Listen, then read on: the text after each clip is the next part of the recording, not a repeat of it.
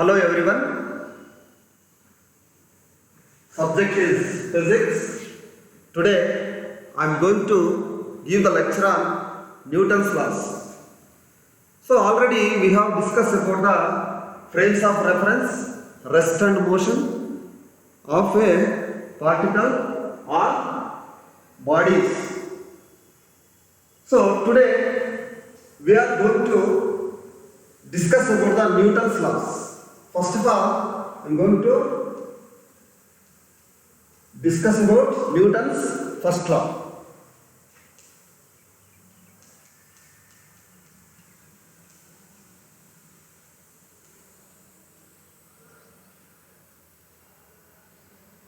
So at first in the 19th century, Sir Isaac Newton, so he was given three statements about the force, and first one is given by, and it states that every body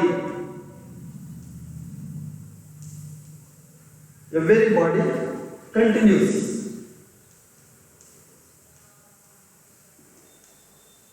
in a state of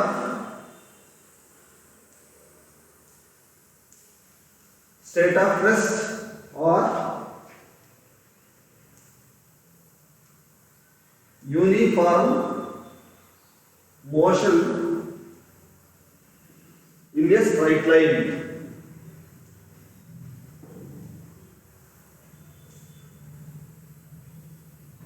In a straight line, unless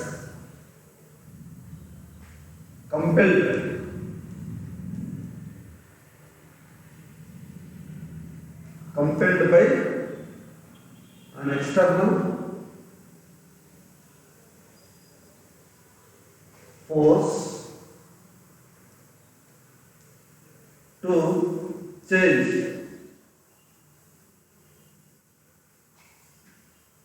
that state. So this is known as Newton's first law. So in this statement there are two parts. This statement contains, or that statement comprises two parts. One is rest and another one is uniform motion. Isn't it? Rest. Every body continues to be there in a state of rest unless some external force acting on it, unless until some external force acting on it. That means, suppose example for rest. Example, suppose the book is on the table, which is at rest unless some external force acting on it. That means when somebody comes and lifts it, so the body which is at rest today, which is rest, therefore that is known as rest of the body, isn't it? So unless until somebody comes and lifts it, it will be continue there, isn't it? So therefore this is known as the rest of the body. And second thing is uniform motion.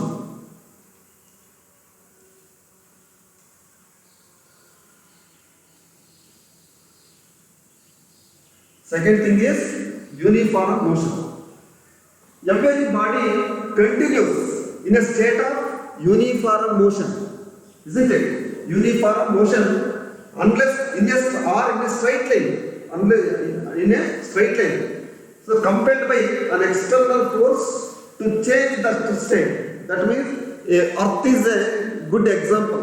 So it is moving around the sun in a uniform motion. That means that is unless until some forces acting on it, the Earth continues to be in uniform motion, isn't it? So that is the example. So I can give many examples for the uniform motion. Alright. So here, suppose when a ball is rolled on the ground, when a ball is rolled on the ground, it rolls at an infinite time. It rolls at infinite time until some external forces acting on it. Suppose the external force is here, that is air resistance and gravitational pull, or gravitation is the external forces. These external forces, when acting on the body, the ball stops to roll further, isn't it? So that is known as the rolling of a ball, isn't it? Rolling of a ball is good example for uniform motion, isn't it? Suppose another example, I can give another example.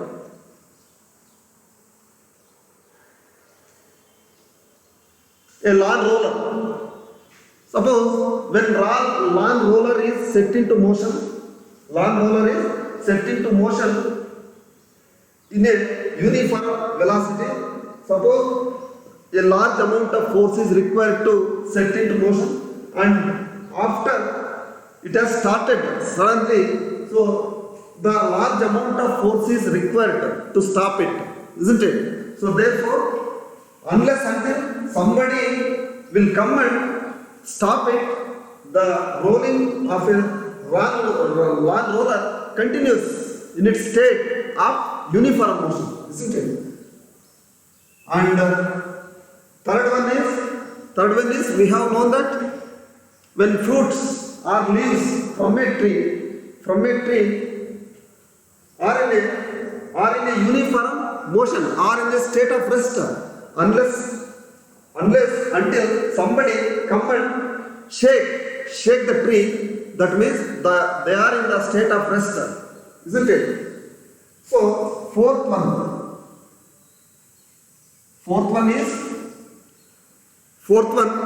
is also the dust particles. Fourth one is the dust particles in the bed sheet or a carpet. When we shake the bed sheet, the dust particles will come down or fall down due to the shaking of the bed sheet, isn't it? Unless until shaking of the bed sheet, the dust particles in the bed sheet or carpet to be continues to be rest, isn't it? Continues to be rest in a state. Therefore, these are the examples for uniform motion or in a state of rest, isn't it? So therefore, after listening all these examples, we can come to the conclusion that force. What do you mean by force? Force is an external agency. Force is an external agency that changes or tends to change by itself in a state of rest or uniform motion. What is the force? Force is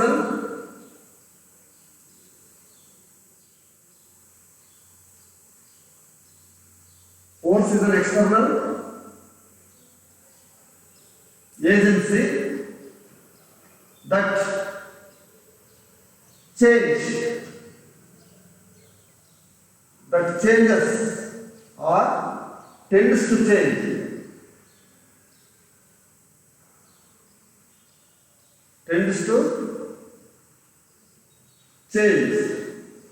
in a state of rest or uniform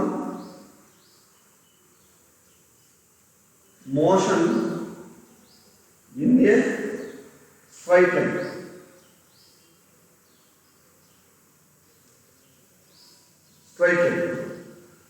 So what is the force? Force is an external agency that changes or tends to change in a state of rest or uniform motion in a straight line. So this is the definition of the force, isn't it? And one more thing, inertia. What is inertia? Inertia.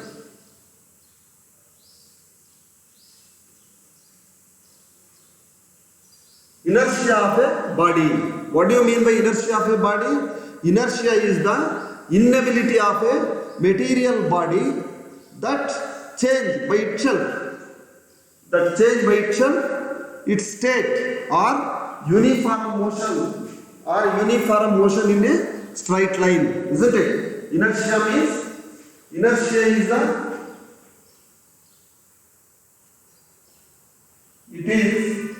the inability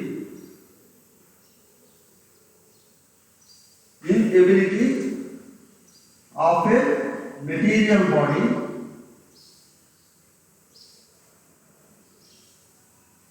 that change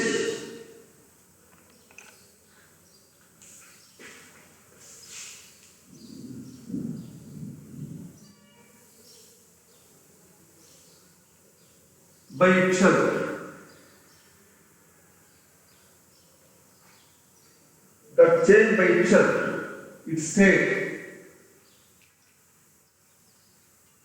state or uniform motion in a straight line.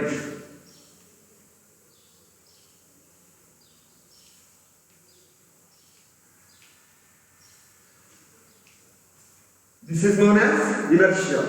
What do you mean by inertia? Inertia is the inability of a material body that changes by itself, its state of rest or uniform motion in a straight line, isn't it? So this is the definition of the inertia, isn't it? So here inertia has two parts. It comprises two parts. One is inertia of rest and inertia of motion, isn't it? So when we come to the examples for inertia of rest, that is, what is inertia of rest? It is the inertia of rest.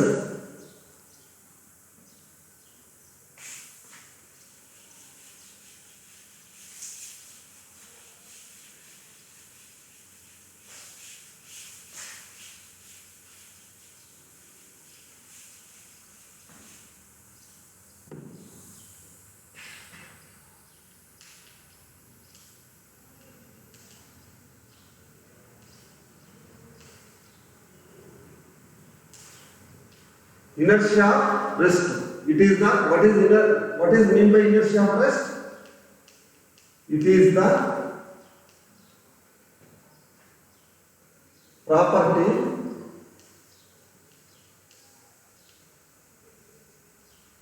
by virtue of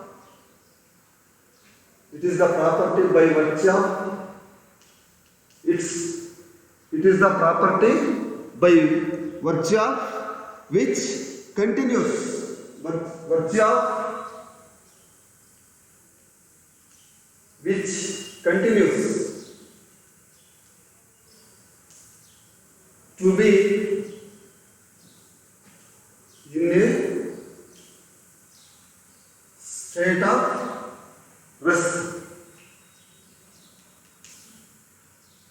So, what do you mean by inertia of rest?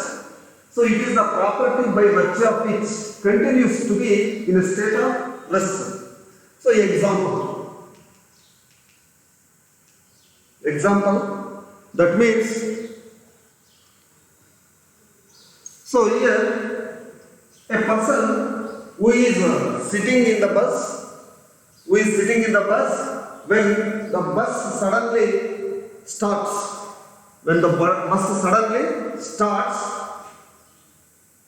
person's upper part of the body will come to rest and the lower part of the body shades with the motion of the bus. So therefore this is due to the inertia, because the upper part of the body comes to rest because of due to inertia state, inertia rest. And this is the example. And another example, inertia of motion. Another thing is inertia of motion. It is the property of a body by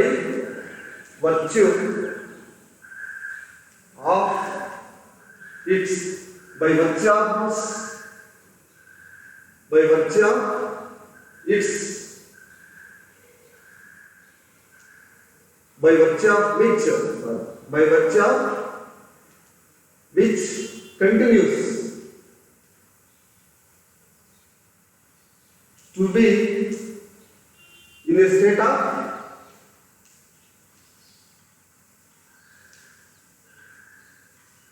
uniform motion.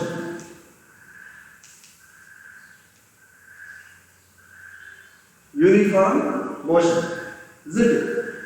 So here I can give one more example for inertia motion.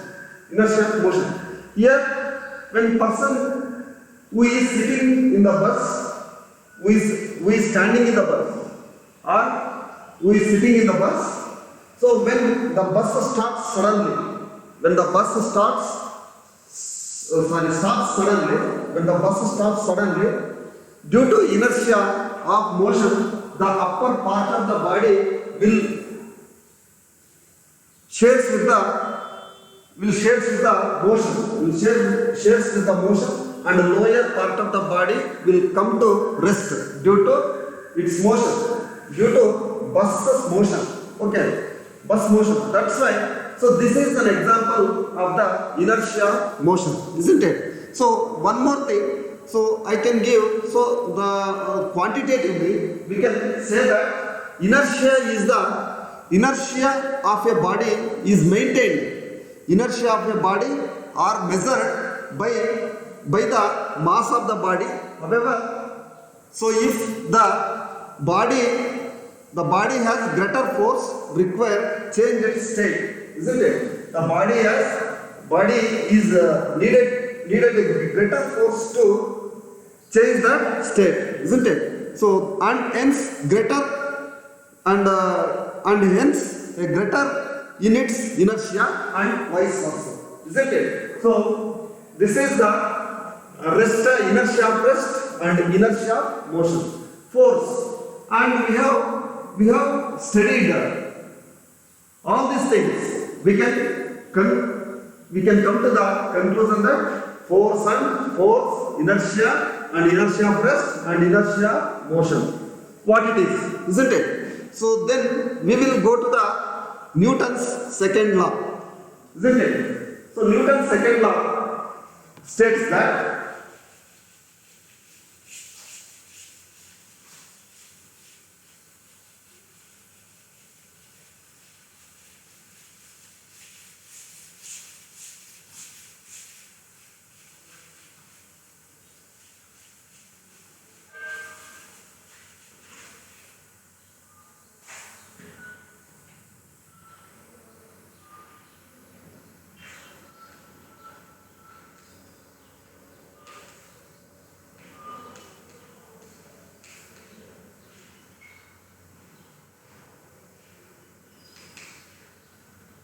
Newton's second law. Newton's second law states that, so it is the rate of change of momentum of a body is directly proportional to the impressed force which is in the direction, it takes place in the direction of the force, isn't it? So what Newton's second law states?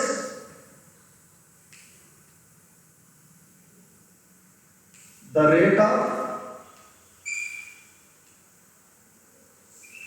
change of momentum.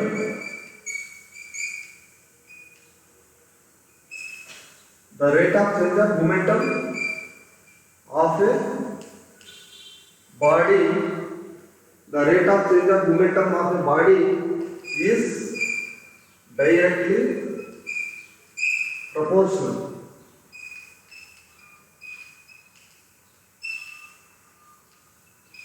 Directly proportional to the impressive force.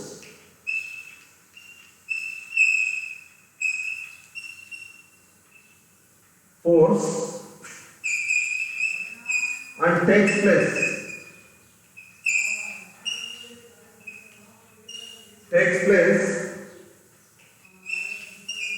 in the direction of the force. Isn't it? So this is the Newton's second law. So that is, so once again I read it. So the rate of change of momentum of a body is directly proportional to the impressive force, and it takes place in the direction of the force, isn't it? So this is the statement of Newton's second law. So it is very important law to learn other aspects in the physics. Okay. And here, so this law states that dP by dt is directly proportional to the impressive force, isn't it? dP by dt directly proportional to impressive force. Force is, this is the force is directly proportional to the momentum, rate of change of momentum. That's why force is directly proportional to dP by dt, isn't it? Force is directly proportional to dP by dt. Here we know that P is known as the momentum of the body. What is the momentum of the body? The product of mass into velocity. The product of mass into velocity is known as momentum of a body. Here the velocity is associated with mass, isn't it? Velocity of a particle is associated with mass. That's why we can call it as momentum. Momentum of a body. That is mass, the product of mass into velocity. Where there is a velocity, there will be a particle, isn't it? There will be a particle, and where there is a mass, there will not be a velocity, isn't it? So that is uniform velocity. This is the another thing. But we have to analyze P is equal to mv. That means the momentum of the particle, isn't it? Okay. So therefore, here where m is the mass of the particle.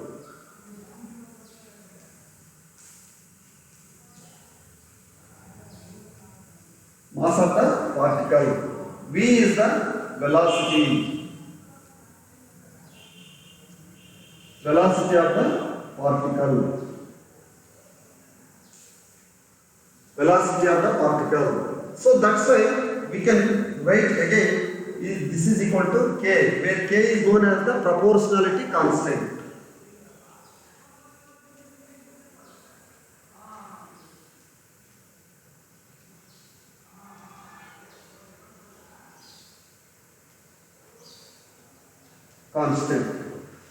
K is equal to d by dt into mv. When a force which acts on a body, the force which acts on a body, it moves in the direction of the force. It moves in the direction of the force.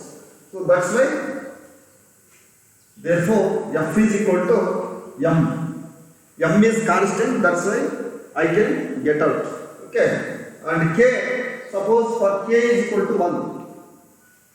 The dimensional constant, or that means a proportionality constant is 1. That's why m dv by dt. And we know that what is dv by dt equals ma. F equals ma. Isn't it? The force is with the force which is applied on the body, that means there is a mass and there will be acceleration in the direction of the force. The force is a vector quantity, isn't it?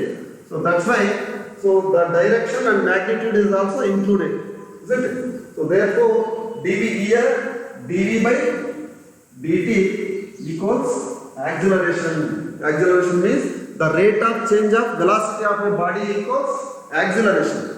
Acceleration of a body or increasing velocity with respect to time. Is nothing but acceleration of a body, isn't it? So Newton's second law, the failures of Newton's second law. Failures of Newton's second law.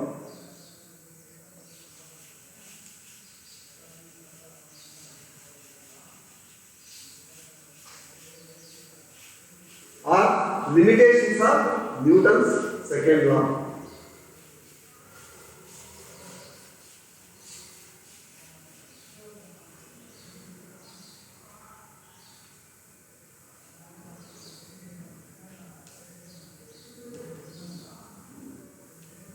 Limitations of Newton's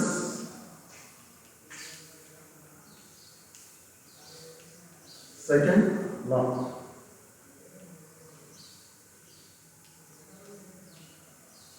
So according to theory of relativity,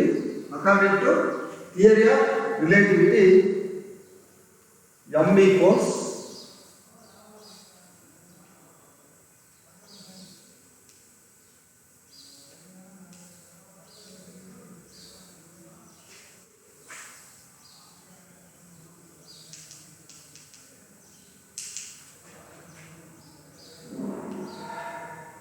m naught divided by root of 1 minus b square by c square. So here, so it fails this theory in quantum mechanics. I will tell you later on about m is equal to m naught divided by root of 1 minus b square by c square. So here m naught is the rest mass of the particle, and m is the actual mass of the particle, and v is the velocity of the particle, and c is the velocity of the light, isn't it? So this theory also fails in Newton, fails according to theory of relativity.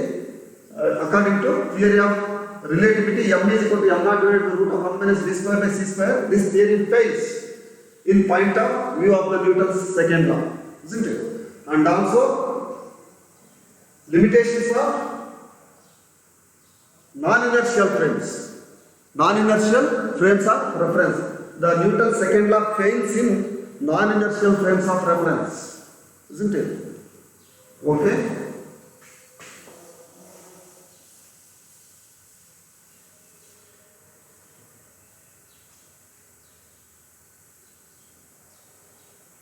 One more.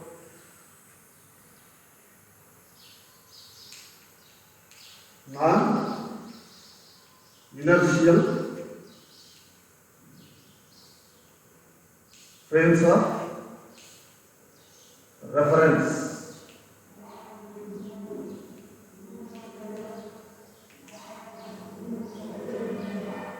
Suppose there are two frames of references.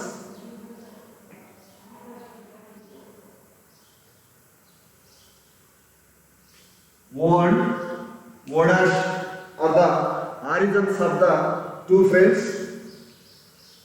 along Z dash, X dash, isn't it? So here there is a X is the distance of the particle and with respect to the frame, S. This is S frame and this is S dash. Here S is the fixed frame.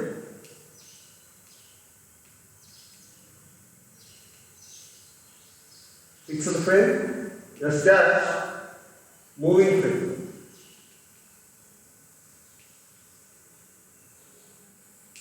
Moving frame, isn't it?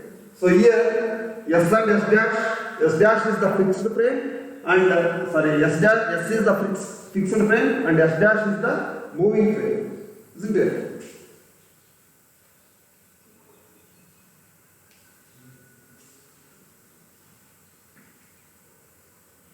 So here there is a particle P of having mass, and here is the acceleration of the particle. A dash is also acceleration of the particle with respect to S dash, and A is the acceleration of the particle with respect to S or fixed frame. So when both the frames are coincided, the at time t is equal to 0. Isn't it? Therefore, x dash, that means O and O dash are coincided at time t is equal to 0. And suppose of A naught is square. At the time instant t, the moving frame S dash would have moved through a distance of A naught t square. A naught is the acceleration of the uniform acceleration of the body or moving frame with respect to S frame, isn't it? So therefore x dash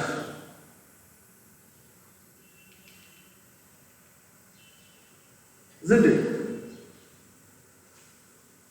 So therefore, according to the diagram, so we can consider O dash, OP dash equals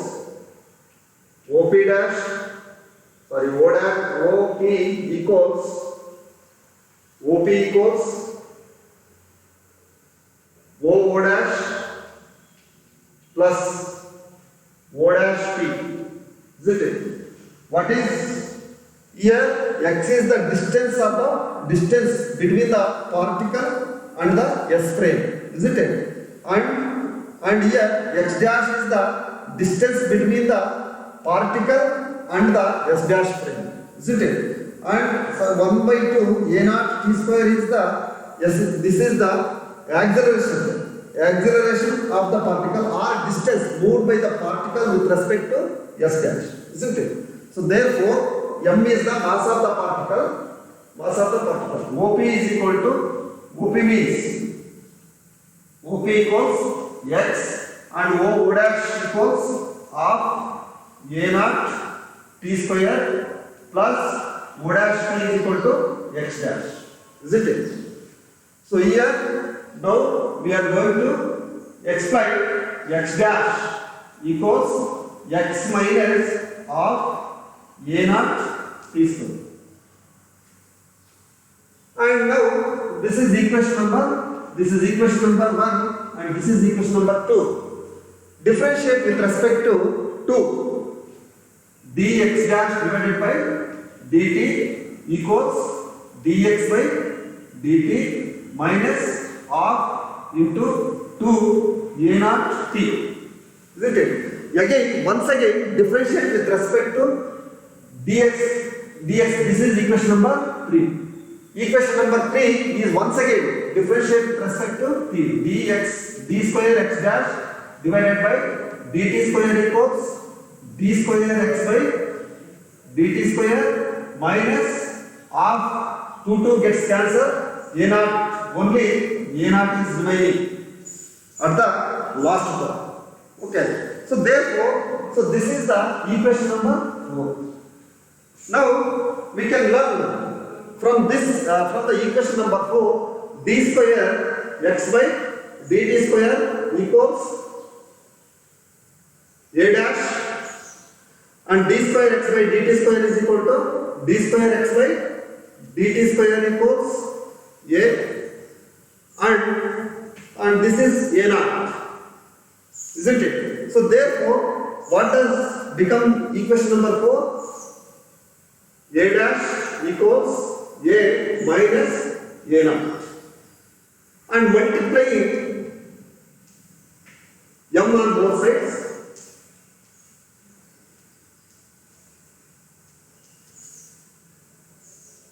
For equation number 5, we get ma dash equals ma minus ma naught. We know that ma dash is equal to f dash because force is equal to ma, isn't it? Fa equals f minus f naught. So this is the equation which is required for further discussion, isn't it? And here, where f dash is the total force, f dash is the total force, and f is the true force. F dash is the true force, and f naught is the fictitious force,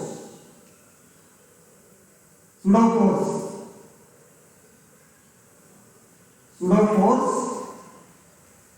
or fictitious force.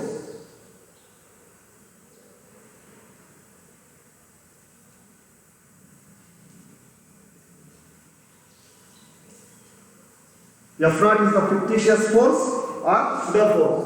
The fictitious force or pseudo force which arises due to f naught is equal to, here f naught is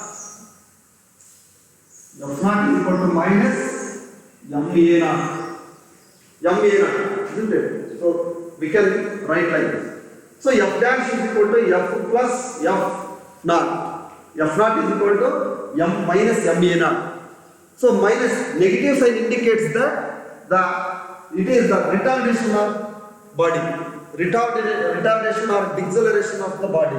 That means acceleration. That means negative acceleration, isn't it? I said retardation or deceleration. That is wrong. But here the negative acceleration takes place when the non-inertial body moves.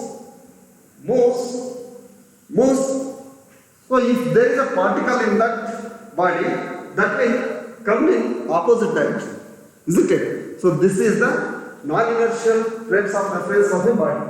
So in this non-inertial frame, Newton's second law is not valid. Only when it is valid, when only a naught equals 0. When a naught equals 0, then Newton's second law will be valid, isn't it? So therefore, this is the body. That means I can give one example. So suppose when train is moving with uniform velocity and there is a ball on the roof of the train. So when train starts moving, the ball will come in negative direction.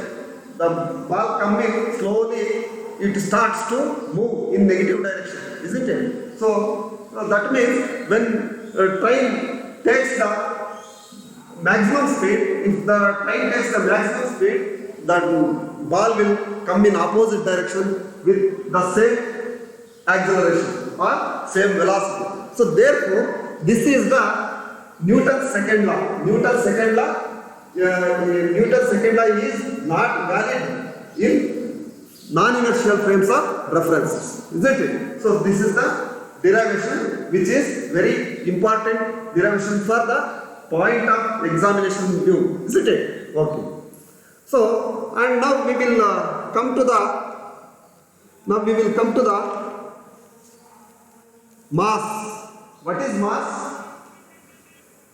So the body, the mass of the body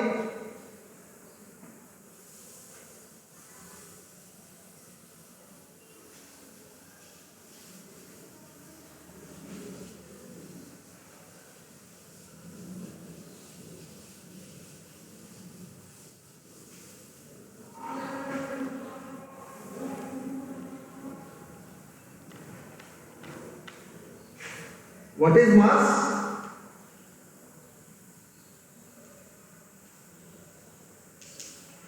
The amount of the quantity or amount of matter contained in the body is known as mass.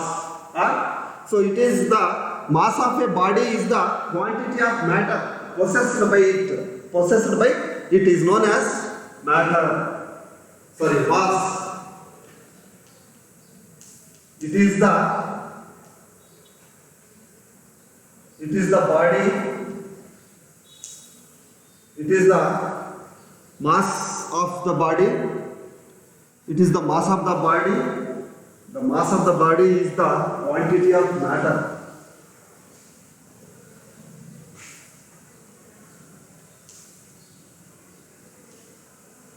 The mass of the body is the quantity of matter possessed by it.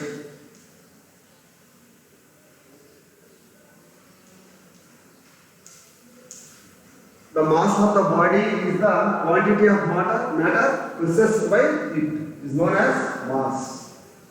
Isn't it? So here, let the given that is the given force will produce different acceleration on a body.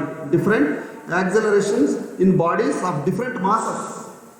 Suppose when there is a large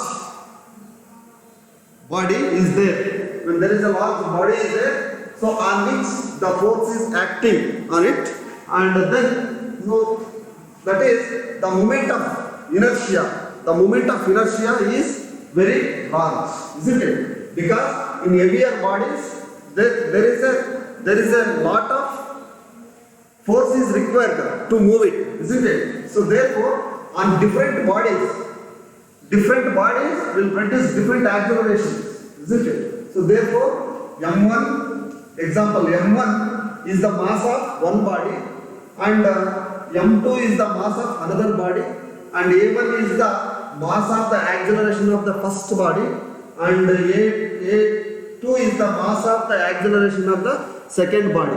So therefore, here the forces which act on these bodies, A1 is equal to M2, A2, isn't it? So A1 divided by A2 equals M2 divided by M1, isn't it? So here M2 is less than M1, A1 is less than A2, isn't it? So M2 is less than M1, A1 is less than A2. That means the force which acts on different bodies produce different accelerations, isn't it? So these two masses are different. M1 and M2 is different, and A1 and A2 is the different, isn't it? So the heavier body has less acceleration.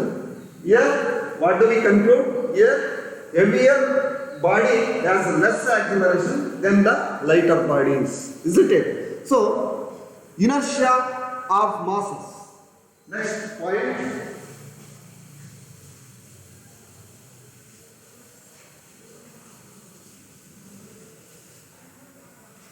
Inertia of mass.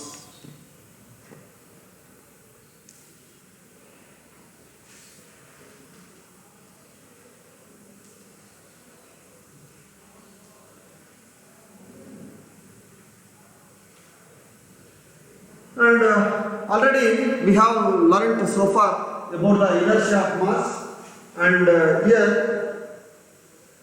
when a force acting on the body, that means it will produce acceleration on the body. Here is the mass, and suppose there is a force. The force which acts on the body and it produces acceleration. It produces acceleration. Therefore, F equals ma. F equals ma. And when force acts on the body, that means it produces an acceleration. So here mass. Therefore, m equals f by a will be a constant. Will be constant. So that is, this is known as inertia of a inertial mass. Inertial mass means inertial mass. So if m is equal to 1, that means a equals acceleration equals 1. Next, acceleration equals 1, m becomes r, f becomes m. So that is also defined as the inertial mass is also defined as, so the unit acceleration is required for the inertial mass when the force acts on the body, isn't it? So another thing, here suppose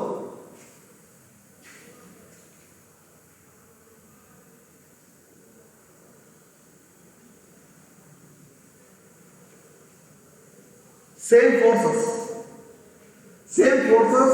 act on different bodies.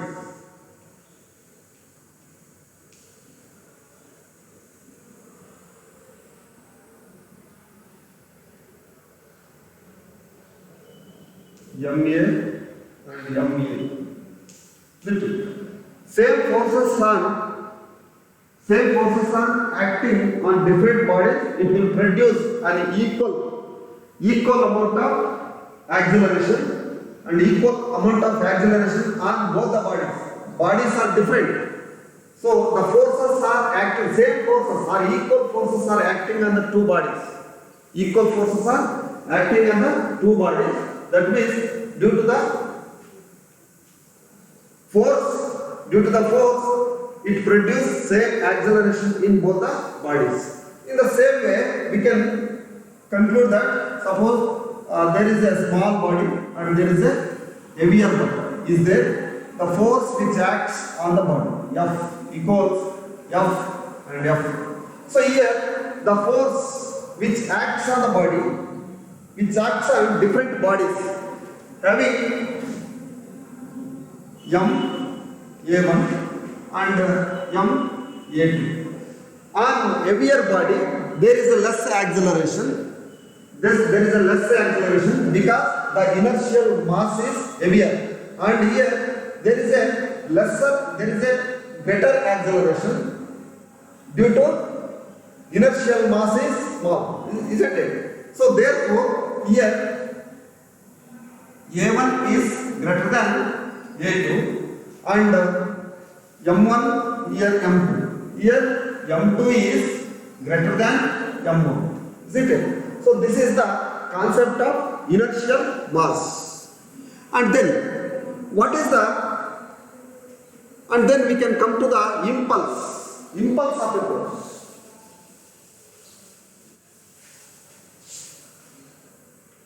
Impulse.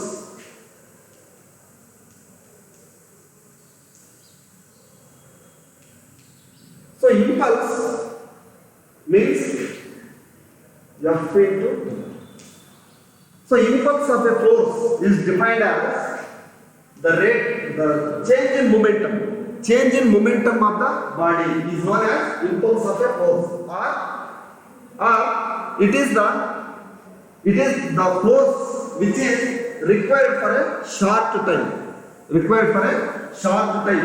On the body, isn't it? Suppose, so that is when the force acting on the body, when the force acting on the body for a short interval of time, it changes its movement, isn't it? Therefore, m1, mu minus mu is the initial velocity and m is the mass of the particle, and v is the final velocity of the particle. That is, u is equal to initial velocity, v final velocity, isn't it? Therefore, change in momentum delta p equals, that is m into v minus u. We know that acceleration is equal to v by t. Acceleration is equal to increase in velocity per unit time. So that's why we can write like this. So this is the change in momentum. Therefore, dp by dt equals m v minus u divided by t, isn't it? So dp by dt is equal to force. We know that force F. Therefore, F impulse is equal to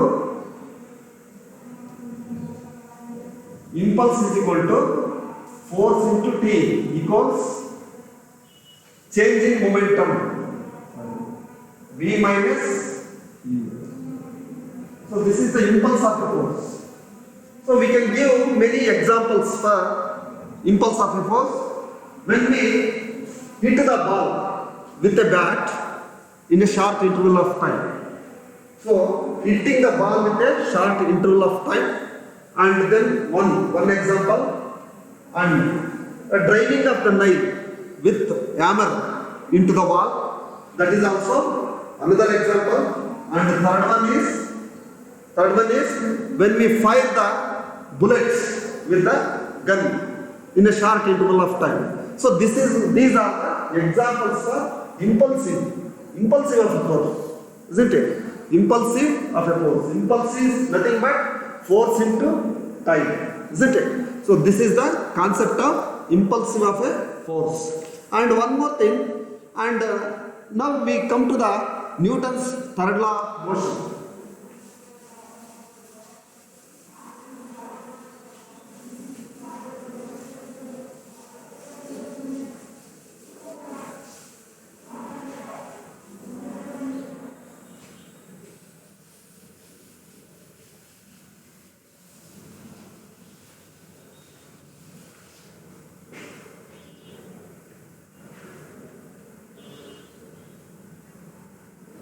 Newton's third law. And what does this Newton's third law? Here,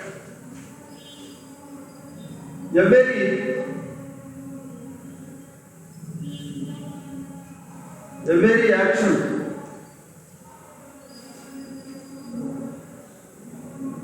there is equal. Every action there is equally opposite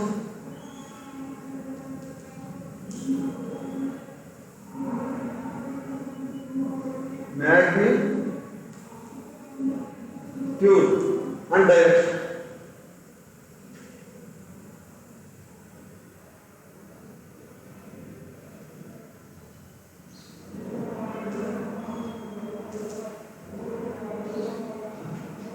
Every action there is an equal to every action there is an equal in magnitude, opposite in direction. To every action there is an equal in magnitude.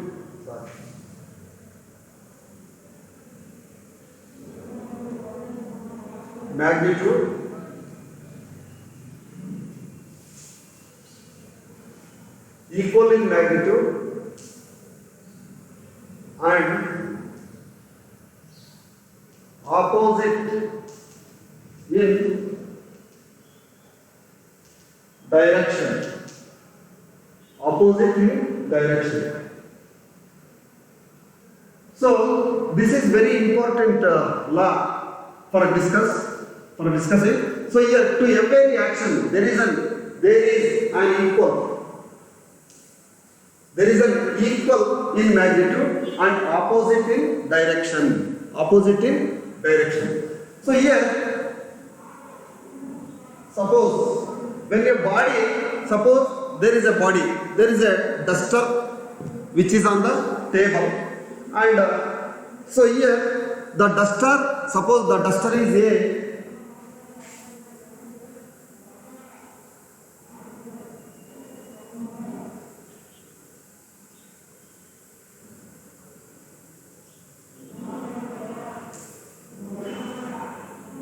So here, so there is a duster which is kept on the table, and the force, suppose this is the A, body A, and this is body B.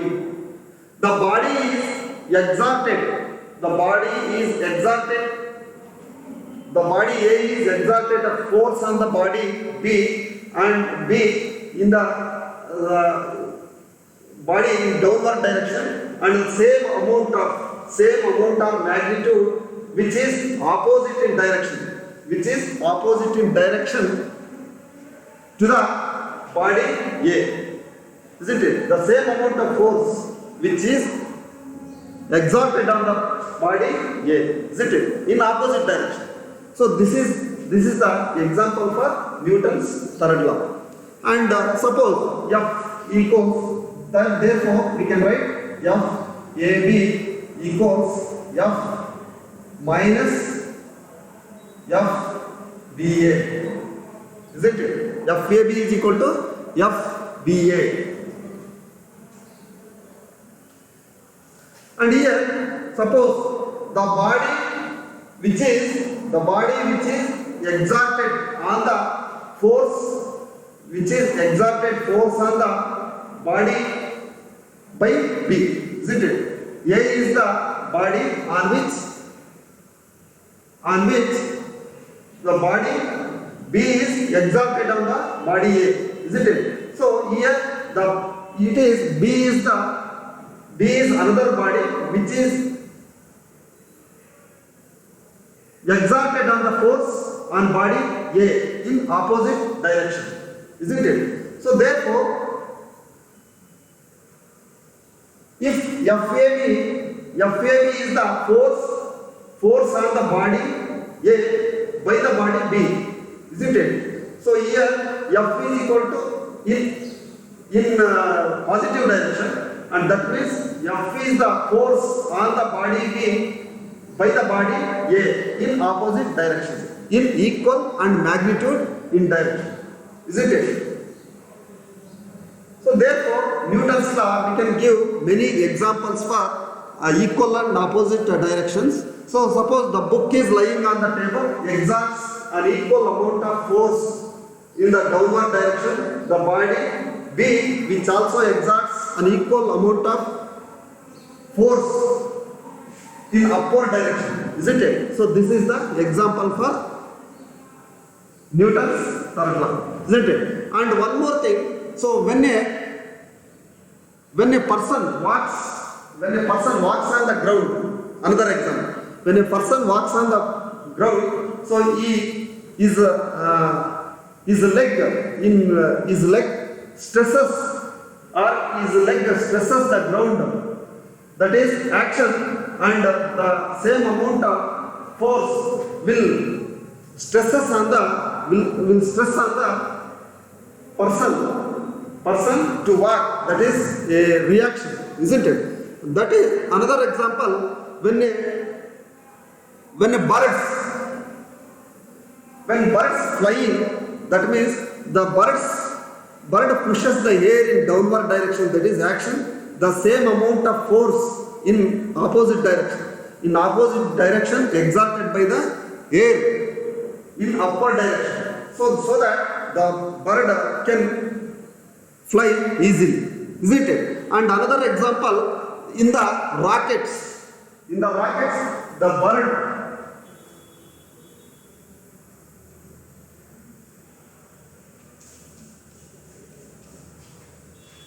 So in the rocket also, the burnt gases exhausted with great force, that is action in downward direction, and the same amount of the gas, the same amount of force exerted by the gases in upward direction, so that it pushes, the gas will push the rocket in forward direction.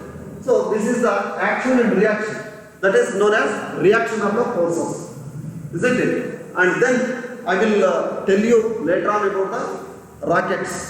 Okay. And then one more thing is, when a bullet is fired from the gun, when a bullet is fired from the gun, that means fired from the gun, it is reaction, and the same amount of force will exerted by the gun on the person, that is known as reaction, isn't it? And one more thing, when we swim, that is a rubber ball. So when we rubber ball is struck against the wall, that is action. The ball rebounds or bounces back due to the reaction of the ball in the opposite direction, in same magnitude, isn't it? So therefore, that is also one kind of example. And also when we swim, when we are swimming, the amount of water we pushes backward direction, the same amount of, that is action, the same amount of force is exerted by the water on the man, so that man can swim easily due to the action and reaction, isn't it? So when we jump from the another example, when we jump from the boat, so we presses the boat in back leg to the boat, and the same amount of, that is action, the same amount of force is exerted on the leg to move further direction, that's why reaction. So that these are the action and reactions are examples, isn't it? So in further chapters, we will learn clearly about the action and reactional forces. So until then, so let us learn all these things. What I taught so far, that is Newton's first law, Newton's second law, and Newton's third law, and inertial frames of reference, and all these things you have to learn clearly. So until then, let us stop here. Today, let us stop here. Tomorrow, we will continue further. Okay? Thank you, one and all.